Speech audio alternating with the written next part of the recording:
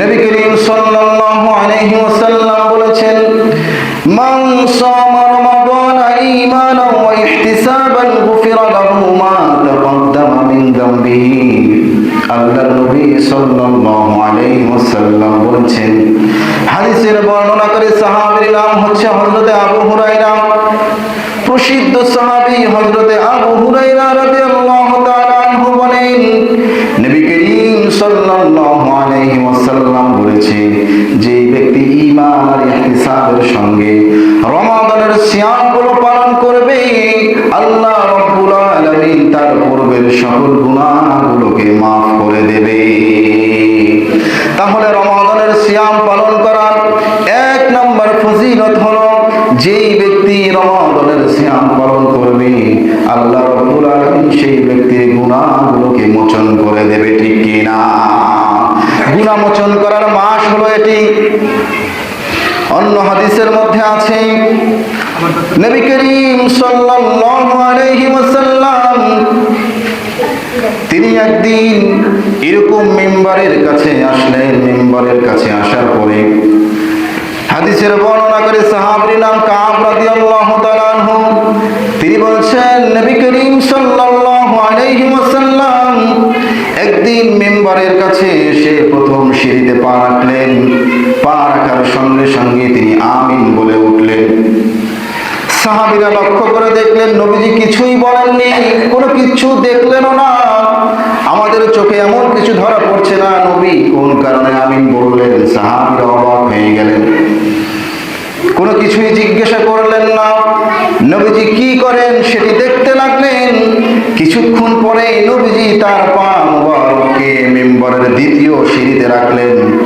দ্বিতীয় সিঁড়িতে রাখার পরে তিনি আবার আমিন বললেন। সাহাবীরা আমিন শব্দ শুনে অবাক হয়ে গেলেন। আমরাও কোনো কিছুই বললাম না, নবীজিও কোনো কিছুই বললেন না, কেন আমিন বললেন? সাহাবীরা কৌতূহলবশত তাকিয়ে রইলেন। নবীজি সাল্লাল্লাহু আলাইহি ওয়াসাল্লাম কিছুক্ষণ পরে মিম্বরের তৃতীয় নম্বর সিঁড়িতে পা রাখলেন। পা রেখে আবার তিনি আমিন বললেন। আমিন বলার পরে নবীজি মিম্বরের উপরে বসে পড়লেন। বসার পরে সাহাবীরা জিজ্ঞাসা করল, ওগো আল্লাহর নবী, আমরা একটা জিনিস দেখে অবাক হয়ে গেলাম, সেই জিনিস সম্পর্কে আপনাকে প্রশ্ন করতে চাই। আমরা কি প্রশ্ন করতে পারি কিনা? আল্লাহর নবী যখন অনুমতি দিলেন, নবীজি সাল্লাল্লাহু আলাইহি ওয়াসাল্লামকে জিজ্ঞাসা করলেন, আমরা লক্ষ্য করে দেখলাম আপনি যখন এই মিম্বরের প্রথম সিঁড়িতে পা রাখলেন তখন আমিন বললেন, আবার দ্বিতীয় নাম্বার সিঁড়িতে পা রাখলেন আমিন বললেন, তৃতীয় নাম্বার সিঁড়িতে পা রাখলেন তখনও আমিন বললেন। কেন বললেন একটু বলেন? আল্লাহর নবী সাল্লাল্লাহু আলাইহি ওয়াসাল্লাম তখন তিনটি কথা বললেন। তিনটি কথার মধ্যে এক নাম্বার কথা হলো, রমাদান মাস পেয়েও যে ব্যক্তি নিজের গুনাহগুলোকে মোচন করাইতে পারলো না, আল্লাহ রাব্বুল আলামিন তার উপরে লানতের ঘোষণা দিয়েছে। জিবরাইল আলাইহিস সালাতু ওয়াস সালাম আমার কাছে এসে বলছেন, আমি যখন প্রথম সিঁড়িতে পা রাখলাম তখন জিবরিল আমিন আমাকে বললেন, রমাদান মাস পেয়েও যেই বান্দা তার গুনাহগুলোকে মোচন করাইতে পারলো না, ওই বান্দার উপরে আল্লাহ পাকের লানত বর্ষিত হোক, ওই বান্দা ধ্বংস হয়ে যাক। যখন জিবরিল আমিন এমন কথা বললেন, আমি নবী তখন আমিন বলে সেই কথার উপরে মোহর মেরে দিলাম। তাহলে এই রমাদান মাস যেভাবে মানুষের গুনাহ মোচন করে, সিয়াম সাধনা করার কারণে গুনাহগুলোকে মাফ করে দেয়, আবার এই রমাদান মাস মানুষের জন্য বিপদ ডেকে আনে। ঠিক কি না? যারা এই সিয়াম পালন করতে পারে না, রাতের কিয়ামগুলো করতে পারে না, যারা ফরজ সিয়াম সাধনা করতে পারে না, তাদের জন্য এই রমাদান মাস বিপদের মাস। ঠিক কি না? এই জন্য আমাদের প্রত্যেককেই রমাদানের প্রতিটা সিয়াম আদায় করতে হবে কি হবে না? কথা বলেন, হবে কি হবে না? আমরা কে কে রাজি আছি যতগুলো সিয়াম হবে প্রত্যেকটা সিয়াম আমরা পালন করবো ইনশাআল্লাহ। আল্লাহ পাক আমাদের প্রত্যেককে কবুল করে নিক, বলেন আমিন। সিয়াম সাধনা করার দুই নম্বর ফজিলত হলো, আল্লাহর নবী সাল্লাল্লাহু আলাইহি ওয়াসাল্লাম বলেছেন, এই সিয়াম হলো আমার উম্মতের জন্য ঢাল স্বরূপ। হাদিসের বর্ণনাকারী সাহাবীর নাম হযরতে আবু হুরায়রা রাদিয়াল্লাহু তাআলা আনহু, তিনি বলছেন আন্নান নবী সাল্লাল্লাহু আলাইহি ওয়াসাল্লাম আস-সাওমু জুন্নাহ, নবী করিম সাল্লাল্লাহু আলাইহি ওয়াসাল্লাম বললেন সিয়াম হচ্ছে ঢাল স্বরূপ। এবং এরপরে দুইটা কথাও বলেছেন ফালা ইয়ারফুদ ওয়ালা ইয়াজহাল ওয়া ইন ইমরুন কাতালাহু আও শাতামাহু। আল্লাহর নবী বলেছে যখন কোন মানুষ তার সঙ্গে সে রোজাদার ব্যক্তির সঙ্গে মারামারি করতে চায় এবং তাকে যদি গালমন্দ করে, তখন ওই রোজাদার ব্যক্তি তার সঙ্গে মারামারিতে লিপ্ত না হয়ে উল্টা তাকে গালি না দিয়ে বলে ফালিয়াকুল, তিনি বলেন ইন্নী সাইম, আমি রোজা রয়েছি, আমার সঙ্গে মারামারি করতে আসিও না। আমি রোজা রয়েছি, আমাকে তুমি গালমন্দ করিও না। তুমি যদি আমার সাথে মারামারি করার জন্য হাত বাড়িয়ে দাও, আমি তোমার সঙ্গে মারামারি করব না। তুমি যদি আমাকে গালি দাও, আমি তোমাকে গালি দেব না। মাররাতাইন, এইভাবে দুইবার বলবে আমি রোজা আছি, আমি রোজা আছি। রমাদান মাসে অনেকে মারামারি করে কি করে না? করে না। এই রমাদান মাস আমাদেরকে কি শিক্ষা দিচ্ছে? শুধুমাত্র রমাদান মাসে মারামারি করা যাবে না, নাকি বাকি 11টা মাসও মারামারি করা যাবে না? করা যাবে। কেউ যদি আপনাকে গালমন্দ গালিগালাজ করে, আপনি সে সময় বলবেন ইন্নী সাইম, একবার বলবেন। সে যদি আবারও আপনাকে গালি দেয়, আবারও বলবেন ইন্নী সাইম, আমি রোজা আছি, আমাকে গালি দিও না, আমি তোমাকে গালি দিতে পারবো না। আল্লাহর নবী বলেছে এই দুইটা পদক্ষেপ যিনি অবলম্বন করতে পারবে, রব্বুল আলামিনের হাবিব বলেছে আস-সাওমু জুন্নাহ, ওই ব্যক্তির জন্য হলো এই সিয়ামটা ঢাল স্বরূপ। সুবহানাল্লাহ। 3 নাম্বার সিয়াম রাখার 3 নাম্বার ফজিলত হলো যে ব্যক্তি সিয়াম সাধনা করে, সিয়াম সাধনা করলে তার মুখ থেকে গন্ধ আসে না। গন্ধ আসে কিনা? যে ব্যক্তি রোজা রাখে, রোজা রাখার কারণে তার মুখ থেকে গন্ধ হয়, তার মুখ দিয়ে দুর্গন্ধ তৈরি হয়। সারাদিন অনাহারে থাকার কারণে তার পেটে এক ধরনের গ্যাস জমা হয়ে যায়, তার মুখ থেকে দুর্গন্ধ বের হয়ে যায়। আল্লাহর নবী বলেছে ওয়াল্লাযী নাফসি বিয়াদিহি, আল্লাহ তাআলা বলেছে, আল্লাহর হাবিব বলেছে ওই সত্যের কসম যার হাতে আমার জীবন, যার হাতে আমার মরণ, যে ব্যক্তি সিয়াম সাধনা করে ইনদাল্লাহি তাআলা মিররিহিল মিসকি, ওই ব্যক্তির মুখের দুর্গন্ধ আল্লাহ তাআলার কাছে মিশকের থেকেও বড় দামি। সুবহানাল্লাহ। রোজাদারের মুখের গন্ধ, রোজাদারের মুখের দুর্গন্ধ আল্লাহ রব্বুল আলামিনের কাছে মিশকের থেকেও বড় দামি। আল্লাহর নবী সাল্লাল্লাহু আলাইহি ওয়াসাল্লাম বলেছেন ইয়াতরুকু তুআমাহু ওয়া শারাবাহু ওয়া শাহওয়াতাহু, যেহেতু মানুষগুলো আল্লাহর জন্যই অনাহারে থাকে, মানুষগুলো আল্লাহর জন্যই অনাহারে থাকে, ঠিক কিনা? আল্লাহর জন্যই পান করা থেকে বিরত থাকে, আল্লাহর জন্যই দিনের বেলায় স্ত্রীর সাথে জামা করা থেকে বিরত থাকে। এই জন্য আল্লাহর নবী বলছেন, আল্লাহ তাআলা খবর পাঠিয়েছেন আস-সাওমু লি, যেহেতু রোজাটা আমার জন্য, ওয়া আনা আজজি বিহি, আমি আল্লাহ তাআলা নিজের হাত দিয়ে তাকে পুরস্কার দান করব। আল্লাহর নবীকে আল্লাহ তাআলা কি খবর পাঠালেন? যে ব্যক্তি সিয়াম সাধনা করবে, যেহেতু সিয়াম সাধনার মূল কয়েকটি বিষয়, দিনের বেলায় অনাহারে থাকা এবং পান করা থেকে বিরত থাকা এবং স্ত্রীর সাথে জামা করা থেকে বিরত থাকা, যেহেতু এগুলো বান্দা আমার জন্যই করে, আমি আল্লাহ নিজ হাতে তাকে কি করব? পুরস্কার দান করব। নিজ হাতে কি পুরস্কার দান করবেন? আল্লাহর নবী সে কথাও হাদিসের মধ্যে জানিয়ে দিয়েছে। 4 নম্বরে সিয়াম রাখার ফজিলত, আল্লাহ তাআলা বান্দাকে পুরস্কার দান করবে। পুরস্কারটা কি হবে? রায়ান নামক জান্নাতের সেই দরজা দিয়ে তাকে প্রবেশ করাবে। সুবহানাল্লাহ বলেন। যে ব্যক্তি সিয়াম পালন করবে, আল্লাহ রাব্বুল আলামিন সেই ব্যক্তিকে রায়ান নামক জান্নাত দিয়ে প্রবেশ করাবে। রায়ান নামক জান্নাত দিয়ে যে ব্যক্তি জান্নাতের মধ্যে, রায়ান নামক সেই জান্নাতের দরজা দিয়ে যে ব্যক্তি জান্নাতের মধ্যে প্রবেশ করবে, আল্লাহর নবী সাল্লাল্লাহু আলাইহি জান্নাতের মধ্যে সব থেকে বড় নিয়ামত হলো যে কোনো মুহূর্তে আল্লাহ পাকের দিদার লাভ করতে পারবে। সুবহানাল্লাহ। জান্নাতের সব থেকে বড় নিয়ামত আল্লাহ পাকের দিদার নসিব হওয়া। আপনার সন্তান যদি দূরে থাকে, ঢাকা ইউনিভার্সিটিতে লেখাপড়া করে, বিদেশে লেখাপড়া করে, চিটাগং লেখাপড়া করে, ঘন ঘন আপনার সন্তানটাকে আপনার দেখতে মন চায়। কিছুক্ষণ পরে আপনি ইমোতে কল দেন, আবার কিছুক্ষণ পরে মেসেঞ্জারে কল দেন, তার সঙ্গে একটু তাকে তার চেহারাটা দেখবেন। একটা শিশু বাচ্চা যখন আপনার স্ত্রীর গর্ভে থেকে যখন একটা বাচ্চা জন্মগ্রহণ করে, আপনি খুশি হয়ে বাচ্চাকে দেখার জন্য তাকে কোলে নিয়ে নেন। কিছুক্ষণ পরে বাচ্চার মুখটাকে আপনি দেখেন, আপনার অন্তরে ভালো লাগে, ঠিক কিনা? এই ভালো লাগা কোটি টাকা দিয়েও কেনা যাবে না, যাবে? আপনারা কথাটা আওয়াজ দিচ্ছেন না কেন? কথা বোঝা যাচ্ছে না নাকি? নাকি অনেকে বিয়ে করেন না দেখে আর কথা বলতেছেন না? হ্যাঁ, তবে সমস্যা নাই, বিয়ে তো দুনিয়াতে করবেনই।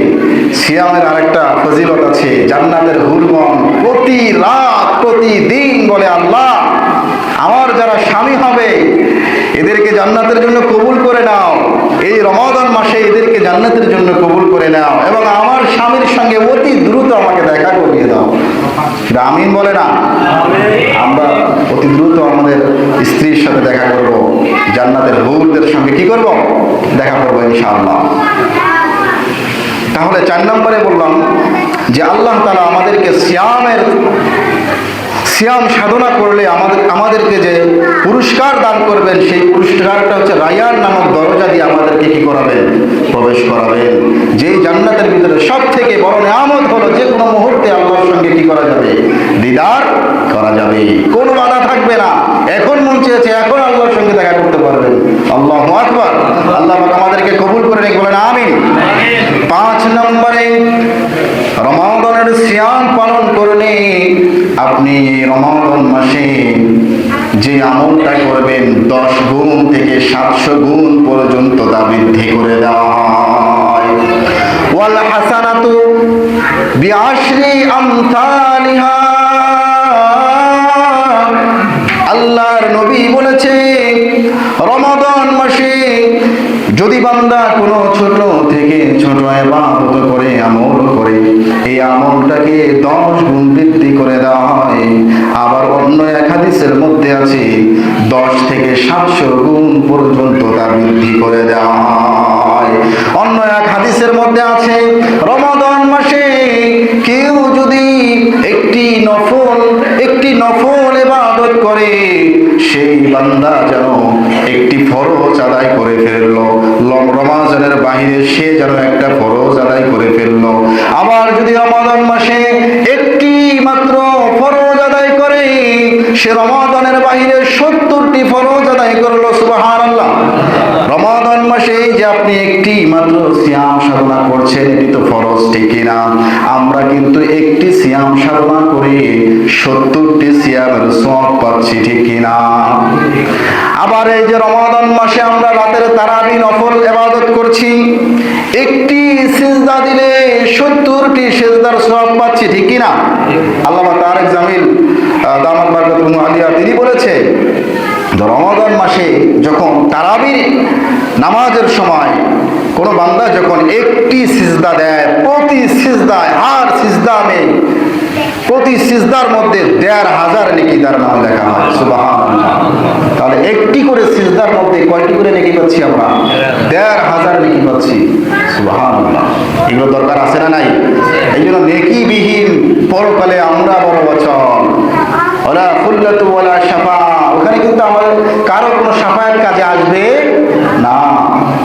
এই জন্য প্রিয় ভাইরা, এই রমাদান মাসের যদিও এই তারাবিটা নফল, কিন্তু এটার গুরুত্ব আছে না নাই? বলেন আছে না নাই? আচ্ছা, আমরা অনেকেই কিছু সুন্নত আছে, সুন্নতকে অনেকে অবহেলা করি, মনে করি সুন্নত পড়লে পড়লাম, না পড়লে নাই। সব সুন্নত কিন্তু একরকম নয়। সুন্নতে মুআক্কাদা আবার সুন্নতে জায়েদা, এরকম কথা শরীয়তের মধ্যে আছে। যেভাবে আসরের ফরজ নামাজের আগে যে 4 রাকাত সুন্নত আছে, এই 4 রাকাত সুন্নত যদি আপনি না পড়েন তাহলে কোনো গুনাহ আছে? কোনো গুনাহ নেই, কিন্তু পড়লে কি হবে? সওয়াব হবে। আবার জোহরের আগে, ফজরের আগে, মাগরিবের পরে, জোহরের ফরজ নামাজের পরে এই সমস্ত সুন্নতগুলো যদি আমরা আদায় না করি আমাদের গুনাহ হবে কি হবে না? তার মানে সুন্নতের ভিতরেও কিছু আছে তাকিদের সঙ্গে সুন্নত, আবার কিছু আছে আপনার উপরে ছেড়ে দেওয়া হয়েছে, আপনি আমল করলে আপনি সওয়াব পাবেন, না করলে গুনাহ হবে না। আমরা শব্দ কিন্তু একটাই, সুন্নত, দোনোটাই কি? একটা করলে সওয়াব আর একটা না করলে গুনাহ, ঠিক কি না?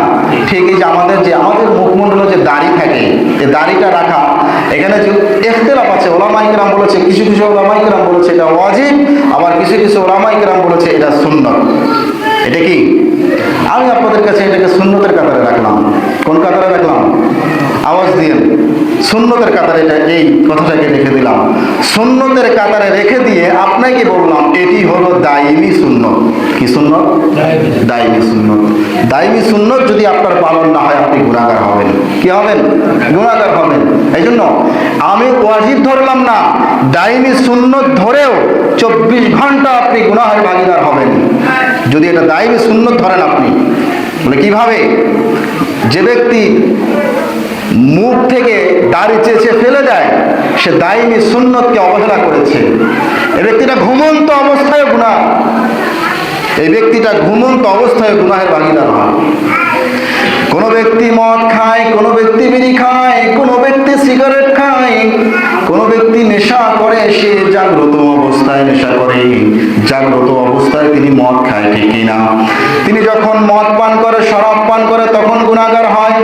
শরাব পান করার পরে নেশা যখন কেটে যায়, তিনি যখন ঘুমিয়ে পড়ে, রাতের আধারে যখন ঘুমিয়ে পড়ে, ফেরেশতারা তার নামে কোনো গুনাহ লেখে না। 24 ঘন্টার সুন্নত, দায়মি সুন্নত দাড়ি রাখা, এই সুন্নতকে যদি কেউ অবহেলা করে বান্দা ঘুমিয়ে থাকবে, তার আমলনামায় গুনাহ লেখা হবে। এই জন্য বাবারা বৃদ্ধ হয়ে গিয়েছেন, আর কি এখনো আপনার ফ্যাশনের সময় আছে? হ্যাঁ, এখন দাড়িটা রাখেন না। বাবা হয়ে গিয়েছেন, ছেলে মেয়ে অনেকগুলো হয়ে গিয়েছে, এখন আর ফ্যাশন করে কি হবে? দাড়িগুলো রাখেন। আল্লাহ কবুল করে বলেন আমিন। রমাদান মাসের সিয়ামের আরেকটি ফজিলত হলো, যেই ব্যক্তি সিয়াম পালন করবে আল্লাহ রাব্বুল আলামিন তার জন্য যে কোনো জান্নাতের যে কোনো দরজা দিয়ে তাকে প্রবেশ করার অনুমতি দিবে। বলেন সুবহানাল্লাহ। রমাদান মাসে সিয়ামের কারণে জান্নাতের প্রতিটা দ্বার খুলে দেওয়া হয়। বলেন সুবহানাল্লাহ।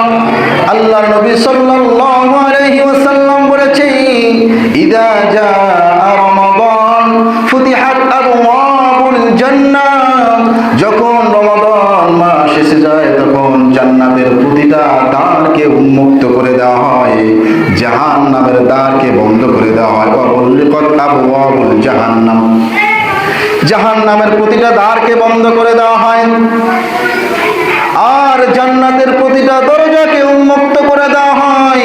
হাদিসের মধ্যে আছে, যেই ব্যক্তি জোড়া জোড়া কোনো কিছু দান করবে, জোড়া জোড়া কোনো কিছু দান করার কারণে আল্লাহ রাব্বুল আলামিন তাকে জান্নাতের যে কোনো জায়গা দিয়ে প্রবেশ করার অনুমতি দিয়ে দিবে। এই রমাদান মাসের উসিলা করে জান্নাতের প্রতিটা দ্বার খুলে দেওয়া হয়, এটা রমাদানের ফজিলত, ঠিক কি না? আবার জাহান্নামের দ্বারকে বন্ধ করে দেওয়া হয়। আবার বলা হচ্ছে ওয়াসুফিদাতিশ শায়াতিন, এবং শয়তানদেরকে শিকল বন্ধ করা হয়, আবদ্ধ করে রেখে দেওয়া হয়। দুষ্ট শয়তান, প্রশ্ন হতে পারে, যদি রমাদান মাসে শয়তানকে আবদ্ধ করা হয়, যদি সাগরের মাঝখানে জিনজির লাগিয়ে শয়তানকে আবদ্ধ করে রেখে দেওয়া হয়, তাহলে মানুষ এর পরের কোন শয়তানি করে? প্রথম রমাদানের দিন হেডকোয়ার্টার থেকে গরু হারিয়ে গিয়েছে, ঠিক কি না? তাহলে শয়তান যদি বাধা থাকে, কোন শয়তান এসে গরু চুরি করলো? প্রশ্ন আসে কিনা? হ্যাঁ, রমাদান মাসে কিন্তু সব শয়তান বন্দী হয় না। কোন শয়তান বন্দী হয়? যেই শয়তানের সঙ্গে আল্লাহর সঙ্গে চ্যালেঞ্জ হয়েছিল, যে শয়তানকে আল্লাহ বলেছে উখরুজ ইন্নাকা রাজিম, আল্লাহ যে শয়তানকে আসমান থেকে বিতাড়িত করে দিয়েছেন, আল্লাহ ওই শয়তানকে কি করে? হ্যাঁ, যেটা গুরু, যেটা এটাকে বেঁধে রাখে। বাকি নফস শয়তান যেটা আছে আমাদের ভিতরে, এটা তো আছেই। আবার এরকম শয়তানের চেলাপালা অনেক আছে না, এগুলো কিন্তু শিকল দিয়ে আবদ্ধ করা নেই। এগুলোর কারণেই আমরা গুনাহের শিকার হই। হ্যাঁ, তবে ফায়দা হলো, ফজিলত হলো, রমাদানের ফজিলত এটা যে এই বড় শয়তানকে, যার সঙ্গে আল্লাহর চ্যালেঞ্জ হয়েছিল, আল্লাহ বলেছে ইল্লা ইবাদাল্লাহিল মুখলাসিন, আমার মুখলেস বান্দাদেরকে তুমি কোনো ক্ষতি করতে পারবে না। ওই শয়তানকে আবদ্ধ করে রাখা হয়েছে। তাকে আবদ্ধ করার কারণে মানুষ অনেক গুনাহ ছেড়ে দেয়, ঠিক কিনা? কত বাজে? আচ্ছা, আর কয়েকটি বলে শেষ করে দিচ্ছি। রমাদান মাসে যে ব্যক্তি রোজা রাখবে, সিয়াম পালন করবে, আল্লাহ তাআলার হাবিব বলেছেন ওই ব্যক্তির জন্য গর্তের পিপিলিকা হতে সাগরের সমুদ্রের মাছগুলো পর্যন্ত, সাহরি থেকে শুরু করে ইফতার পর্যন্ত তার মাগফিরাত কামনা করতে থাকে। সুবহানাল্লাহ। যে ব্যক্তি রমাদান মাসে সিয়াম পালন করে, ওই ব্যক্তির জন্য প্রতিটা দিন, প্রতিটা রাত তার জন্য জান্নাত সাজানো হয়। সুবহানাল্লাহ। হাদিসের মধ্যে আছে যে 11 মাস, রমাদানের বাহিরে 11 মাস জান্নাতকে সুসজ্জিত করা হয় এই রমাদান মাসের জন্য। আর রমাদান মাসে প্রতিটা রাত জান্নাতকে সুসজ্জিত করা হয় যে ব্যক্তি সিয়াম পালন করে তার জন্য। বলেন সুবহানাল্লাহ। যে ব্যক্তি রমাদান মাসে সিয়াম পালন করবে, রমাদান মাসে ইবাদতগুলো বেশি বেশি করবে, জান্নাতের ভিতরে হৌর আছে, হৌর, যেগুলো তৈরি হয়েছে মাটির দ্বারা নয়, মেষ্ট দ্বারা তৈরি হয়েছে, যেগুলো গোলাপ ফুলের পাপড়ি দ্বারা যাদেরকে তৈরি করা হয়েছে, সৃষ্টি করা হয়েছে, যাদের সৌন্দর্য দেখলে আপনাদের, যাদের চক্ষু দেখলে আপনাদের চক্ষু দাঁড়াতে পারবেন না। কোরআনে কারিমে বলা হয়েছে ওয়া হুরুন আইন। যুবকরা এতক্ষণ তো কথাই বলে না, এখন কথা বলতে হবে। এই হুরদের থাকবে ডানা ডানা চক্ষু। আমরা তো ডানা ডানা চক্ষুরই পাগল, ঠিক কিনা? হ্যাঁ, এই জন্য দেখা যায় যে আমরা অনেকেই কি করি, বোরকা পরে আছে একটা মেয়ে, চোখ দেখেও পাগল হয়ে যাই। হয় কি হয় না? হ্যাঁ, পর্দা করতে হবে যতটুকু সম্ভব। হিজাবের যে সংজ্ঞা রয়েছে, যতটুকু পর্দার বিধান রয়েছে ততটুকু পর্দা করতে হবে। আবার জামানা অনুযায়ী পর্দার বিধান কিছুটা আরো বাড়তি হতে পারে। যেভাবে হাদিসের মধ্যে পাওয়া যায়, পর্দার বিধান হচ্ছে যে যারা স্বাধীন নেই তাদের জন্য মুখ খোলা রাখা জায়েজ আছে, এটা তো বিধান আছে। কিন্তু জামানা অনুযায়ী মুখ খোলা রাখলে ক্ষতি আছে না নাই? বর্তমান জামানায় বোরকা পরিধান করে মুখ খোলা রেখে বিষয়টা এমন মনে হয় যে ঘরের জানালা বন্ধ করে দরজা খোলা রাখা, ঠিক কিনা? মেয়ে দেখতে গেলে এখন আমরা বিয়ে শাদীর ক্ষেত্রে মেয়ে দেখতে গেলে মেয়ের পা দেখি নাকি মেয়ের মুখ দেখি? আগে মুখ তো দেখতে হয়, ঠিক কিনা? মুখ দেখেই আমরা আগে মেয়ে নির্বাচন করি। এই জন্য চেষ্টা করতে হবে পর্দার ভিতরে আসতে, পর্দার ভিতরে আবদ্ধ হতে। যুবকদের উদ্দেশ্যে যে কথা বলছিলাম যে একদল হুর এমন আছে আপনার জন্য, যে হুরটা অপেক্ষা করছে, এই হুর আপনার জন্য প্রতিদিন মাগফিরাত কামনা করতে থাকে আর আল্লাহর কাছে এই হুর দোয়া করতে থাকে, আল্লাহ আমার যিনি স্বামী হবে তার জন্য এই রমাদানে জান্নাত লিপিবদ্ধ করে দাও, সে যেন জান্নাতের বাসিন্দা হতে পারে এটা লিখে দাও, এবং সে যেন অতি সত্বর আমার কাছে আসতে পারে, আমি যাতে করে তার খেদমত করতে পারি। আর হুরগুলো এমন, মা লা আইনুন রাআত ওয়ালা উযুনুন সামিআত ওয়ালা খাদারা আলা কলবি বাশার। হুরগুলো এমন হুর, যে হুর মানুষ কোনোদিন দেখে নাই, যে হুরের কথা মানুষ কোনোদিন কল্পনাও করে নাই, যে হুরের কথা কোনোদিন মানুষের অন্তরের ভিতরে কল্পনাও জাগে নাই। সুবহানাল্লাহ। এই হুর আপনার আমার জন্য দোয়া করছে। এগুলো তো যুবকরা ছাড়া বৃদ্ধরা মনে হয় পাবেই না, এরকম নাকি? আগেও একবার বলেছিলাম, বৃদ্ধরা জান্নাতে যাবে? কথা বলে না কেন? হ্যাঁ, না বলেন না কেন? না, যাবে না। বৃদ্ধরা জান্নাতে যাবে? কালোরা জান্নাতে যাবে? কি করে যাবে? জান্নাতের মধ্যে একটা বৃদ্ধ পাওয়া যাবে না, জান্নাতের মধ্যে একটা কালো লোক পাওয়া যাবে না, জান্নাতের মধ্যে একটা চিকন মানুষ পাওয়া যাবে না। হুর কিন্তু এই বৃদ্ধর জন্য আছে।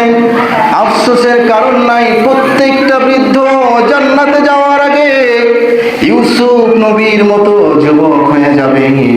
প্রত্যেকটা বৃদ্ধ জান্নাতে যাওয়ার আগে, প্রত্যেকটা কালো মানুষ জান্নাতে যাওয়ার আগে ইউসুফ নবীর গায়ের রং তার ভিতরে এসে যাবে। সুবহানাল্লাহ।